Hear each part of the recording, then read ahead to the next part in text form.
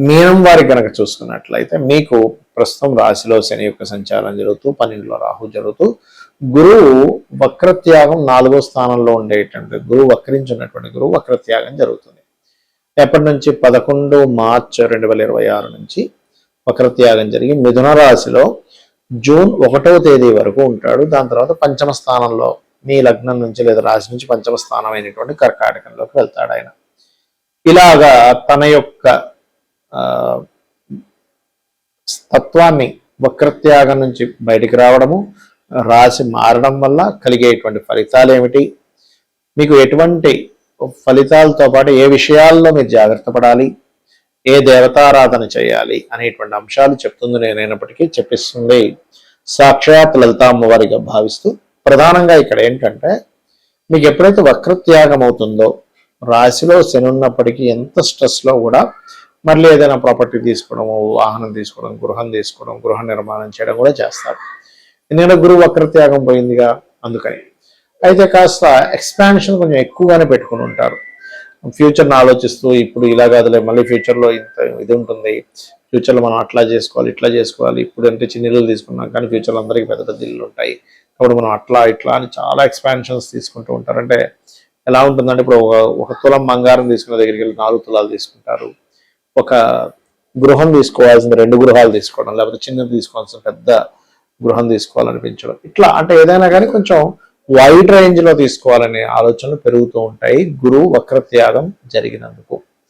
అయితే ఇది ఎప్పటి వరకు మీరు వివాహం విషయంలో కానివ్వండి, ఇవన్నీ కూడా మీ గురువు 4వ భావంలో ఉన్నంత వరకు, కేంద్రంలో ఉన్నంత వరకు.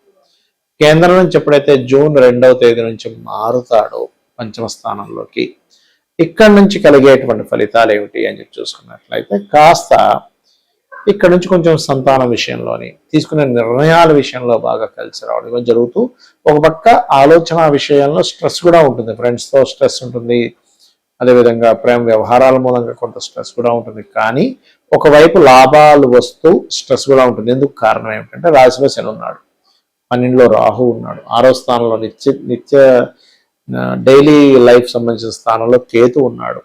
సో ఇవన్నీ కూడా ఏంటంటే ఎప్పుడైతే ఈ కాంబినేషన్ ఏర్పడుతుందో ఈ కాంబినేషన్ వల్ల మీకు కలిగేటువంటి ఫలితాలు ఈ రకంగా ఉంటాయి. కాబట్టి ఈ యొక్క విషయంలో కాస్త జాగ్రత్తగా ఉండండి. ఇక మీరు నిత్యము చేయవలసినటువంటి దేవత ఆరాధన ఏమిటి అని చెప్పి చూసుకున్నట్లయితే మీరు రెగ్యులర్గా రాజరాజేశ్వరి అమ్మవారి యొక్క ఆరాధన, శని రాహు కేతు గ్రహాల దగ్గర దీపారాధన, దక్షిణామూర్తి యొక్క ఆరాధన ఎక్కువగా చేయండి, అన్ని విధాలు బాగుంటుంది. ఇక్కడ ఏంటంటే వక్రగతి అనేటువంటిది మీ పర్సనల్ చార్ట్లో అయినా లేకపోతే గోచారంలో అయినా జరిగినప్పుడు, గోచారంలో జరిగినప్పుడేమో దేశకాల పరిస్థితుల మీద దాని ఎఫెక్ట్ ఉంటుంది. మీ పర్సనల్ చార్ట్లో ఉన్నప్పుడు ఒక విషయాన్ని మీరు ప్రధానంగా గుర్తుపెట్టుకోవాలి. ఏమిటది అంటే మీ పర్సనల్ చార్ట్లో ఏదైనా భావంలో ఏదైనా గ్రహం వక్రించింది అన్నప్పుడు దాని యొక్క అర్థం ఆస్ట్రాలజికల్గా ఉంటుంది. ఏమిటది? ఉదాహరణ గురువు వక్రించాడు అంటే గురు సంబంధించినటువంటిది లేదా జ్ఞాన సంబంధించింది లేదా దేవతా సంబంధించింది ఏదైనా మీరు కర్మ పాస్ట్ లైఫ్లో బ్యాలెన్స్ ఉన్నారు, సంతానానికి సంబంధించింది, సంతానము గురువు అదేవిధంగా ఇట్లాంటి విషయాల్లో మీరు బ్యాలెన్స్ ఉన్నారు అని అర్థం అనమాట. అందుకని ఆ బ్యాలెన్స్ క్లియర్ చేసుకోవడం కోసం పుట్టారు. అదే సాటర్న్ వక్రించాడు అనుకోండి, పూర్వజన్మల్లో మీరు చేయాల్సిన కొన్ని పనులు ఈ జన్మలో చేసేటువంటి కొన్ని జాబ్స్ కొన్ని బ్యాలెన్స్ ఉండిపోయారు. ఇంకోటి ఏంటి, వక్రించినప్పుడు ఉన్న ప్రదేశం నుంచి వేరే ప్రదేశానికి వెళ్తేనే మీరు సక్సెస్ అవుతారని కూడా అర్థం. అదేవిధంగా బుధుడు అనుకోండి వక్రించడం, వాళ్ళలో సర్వసాధారణంగా కొంచెం హ్యూమరస్ ఎక్కువగా ఉంటుంది, కొంచెం ఎటకారంగా మాట్లాడడం, కొంచెం డిఫరెంట్గా మాట్లాడడం, ఇవి కాకపోతే వీళ్ళు ఈ రకంగా మాట్లాడడం అని అవతల వాళ్ళకి హాస్యంగా ఉంటుంది. కానీ కొన్నిసార్లు అవతలి వాళ్ళు ఈ మాటల వల్ల అనవసరంగా నొచ్చుకుంటారు కూడా. కాబట్టి ఈ విషయంలో జాగ్రత్తగా ఉండాలి. కొంచెం విద్యా సంబంధించినటువంటి విషయంలో కూడా ఇక్కడ ఏంటంటే కొంత మార్పులు ఇవన్నీ కూడా చూపిస్తుంటాయి బుధుడు వల్ల. అండ్ అలాగే ఇక్కడ మరొక విషయం ఏంటంటే శుక్రుడు వక్రించాడు అనుకోండి, అంటే జీవిత భాగస్వామి లేదా వివాహ సంబంధించిన విషయాలు మిస్ అవ్వడం, లేదా మీ యొక్క జీవితంలో లేడీస్ ఎవరైతే ఉంటారో వాళ్ళ వల్ల కొన్ని విషయాలు మిస్ అవ్వడం, లేదా వాళ్ళు మిస్ అవ్వడం అనేది జరుగుతుంటుందని మీరు అర్థం చేసుకోవాలి. అదేవిధంగా రాహుకేతువులు ఎప్పుడైతే వక్రించే ఉంటారు, రవిచంద్రులు అయితే ఎప్పుడు వక్రగతిలోకి వెళ్ళరు. కాబట్టి ఇక్కడ మనకేమిటి, కుజుడు వక్రించాడు అనుకోండి, ఉదాహరణకి కుజుడు వక్రిస్తే కొన్ని ల్యాండ్స్ విషయంలో మిస్ అవుతారని కూడా అర్థం. అయితే ఇక్కడ ఈ మిస్ అవుతారా పొందుతారా అని కూడా ఉంటుంది ఒక్కోసారి వక్రించినప్పుడు. అదేమిటి అంటే మీకు ఏ గ్రహం అయితే వక్రించిందో ఆ వక్రించిన దగ్గర పడినటువంటి పోర్ట్ఫోలియో అది ఏ రాశిలో వక్రించింది, ఏ నక్షత్రంలో ఉండగా వక్రించింది, ఆ వక్రించిన గ్రహం వెనక్కి వెళ్ళినప్పుడు, అంటే ఉదాహరణకి మేషంలో ఒక గ్రహం వక్రించింది అనుకోండి, అది మీనంలోకి దాని ప్రభావం చూపిస్తూ ఉంటుంది. అలా ఒక్కొక్కసారి వృషభంలోకి వెళ్ళిపోయిన గ్రహం మేషంలోకి వక్రించుకుంటూ వస్తుంది. అప్పుడు దాన్ని మీరు మీనంలోకి వెళ్తున్నట్టుగా తీసుకోకూడదు, మేషంలో ఉన్నట్టుగా తీసుకోవాలి. ఇది ప్రధానంగా మీరు చూసుకోవాలి, గుర్తుపెట్టుకోండి.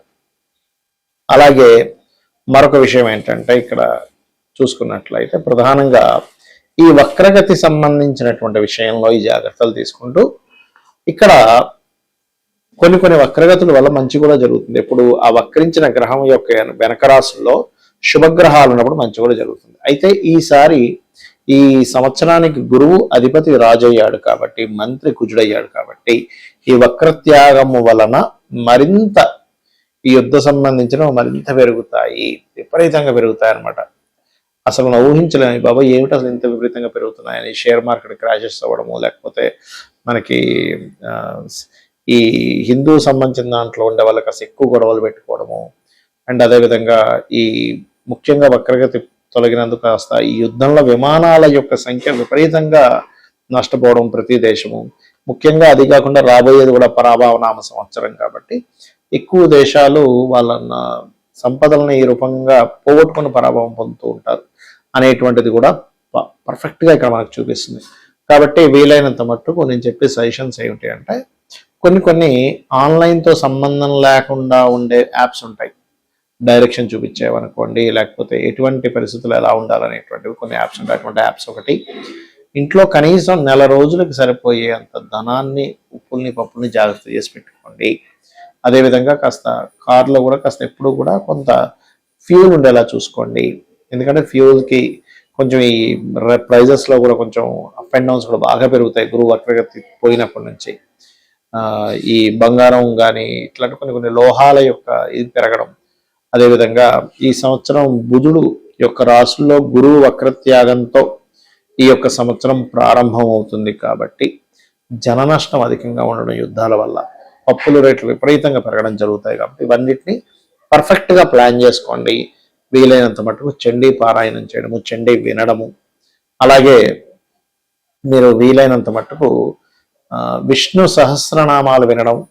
ఈ మిథునంలో అందరికీ కూడా, అంటే మనకి మీ జాతకం ఉన్నా లేకపోయినా కూడా జూన్ వరకు ఎవరితోనైనా మీరు మాట్లాడేటప్పుడు, ఎవరితోనైనా ఏదైనా కమ్యూనికేట్ చేసేటప్పుడు, అగ్రిమెంట్స్ రాసుకునేటప్పుడు, పత్రాలకు సంబంధించింది ఏదైనా చేసేటప్పుడు కాస్త జాగ్రత్తగా ఉండండి. అంటే ఒక్కొక్కసారి మనకు తెలియకుండానే డాక్యుమెంట్స్ సరిగా లేకపోవడము, ఆ రకంగా ఇబ్బందులు పడడం, ఇవన్నీ కూడా మీకు కనబడుతున్నాయి. కాబట్టి ఈ యొక్క విషయంలో జాగ్రత్తగా ఉండండి. మీ లగ్నం నుంచి పంచమాధిపతి ఎవరవుతారో, లగ్నం నుంచి, రాశి నుంచి కదా, లగ్నం తెలియని వారు రాశి నుంచి చూసుకోండి.